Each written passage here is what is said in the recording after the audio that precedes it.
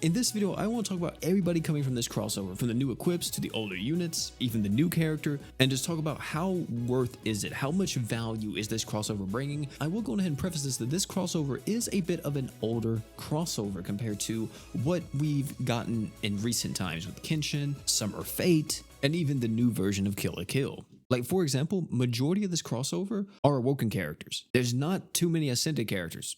Specifically, there's only one Ascended character from this crossover. Saitama is still amazing as a nuker. I know some people may be like, oh, an Awoken nuker, this seems kind of bad because everything that I know about nowadays nuke meta is very focused on Ascended characters because they deal so much damage. Why would you use Saitama? Well, for one, Saitama is insanely fast. He's also an Awoken unit, so you don't have to worry about ascending him at all, which is a bit more budget friendly for some of the new players out there that want to get into nuking or just want to have a pretty solid attacker. Pretty much you just throw on a bunch of damage ups and you blow up whatever's in front of you with Saitama. Not to mention his two Dream Awakenings are both really good. I personally like the Crimson Dream the most because it does demons and dragons, and to me there's a lot more demons in the game compared to the gods and beasts that's with the Light Dream. Genos is a free character that everybody gets just by playing the crossover, and he is insanely good as well. Well, not good in terms of like what he does specifically with his kit and everything. He's more so really good as a player XP unit. You throw this guy on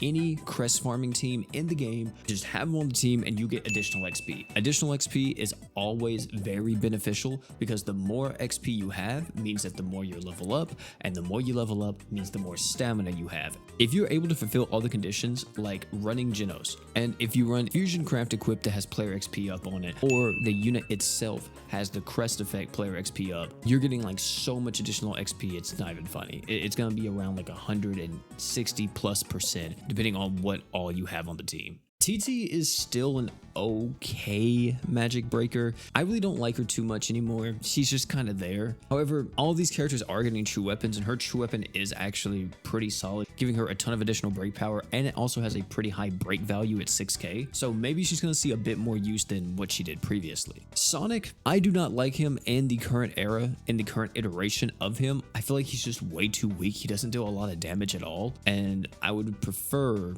using someone like Saitama over him. Fubuki is actually still pretty solid. Now, I do want to talk about some of the equips before we talk about Hero Saitama. Terrible Tornado's plushie, which is insanely strong for any earth damage dealer. I really love these universal magic equips since they can be used with either magic damage dealers or physical damage dealers. Garl's plushie is really good just to stack more dark res. Sonic plushie, not a bad defense item. The worst thing in my opinion is just the Saitama plushie, which just gives attack and more attack for light allies, which I know is going to be really good with the new Saitama, but you're probably going to do better just running like Excalibur on that Saitama if you really want to stack tons of attack. Now we can talk about the new Saitama.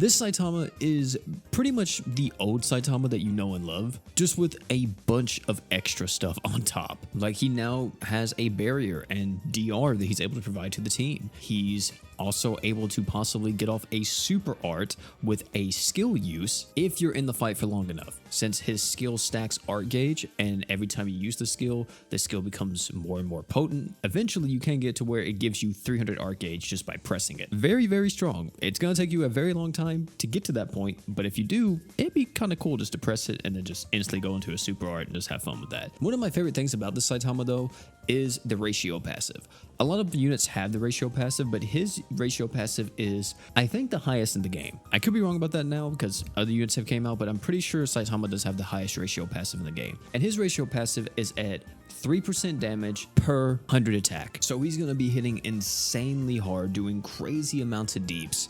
By the way, his slots are very good for this because he has 2 physical slots and a 5-star defense. Not to mention too, his base attack is extremely high. He has 4250 plus 730 from his initial Tasmons. So you can imagine he's hitting hard, he's doing a lot for his team, he's supporting everybody, and it's going to be able to be used with a multitude of teams, and so much damage is going to be happening here. And hey, we love damage over here. It's not right, ladies and gentlemen, we love damage. And ladies and gentlemen, that is going to be everything that is coming in this version of One Punch Man. Overall, I feel like we're getting pretty good value here. We're not getting insane amounts of value. I don't think this stuff is going to be on the same level as like Kenshin or Tensura was, even Overlord, but I still feel that this crossover as a whole is giving you a lot. If you're a brand new player, the fact that we're getting so many Awoken units that are going to be pretty strong, if you manage to pick up Saitama, TT, these two characters can be added to your team and can definitely help you out when you're trying to tackle certain fights, especially TT since he's more of the breaker. Also, you have all the equips from the original part of this crossover plus the new equips.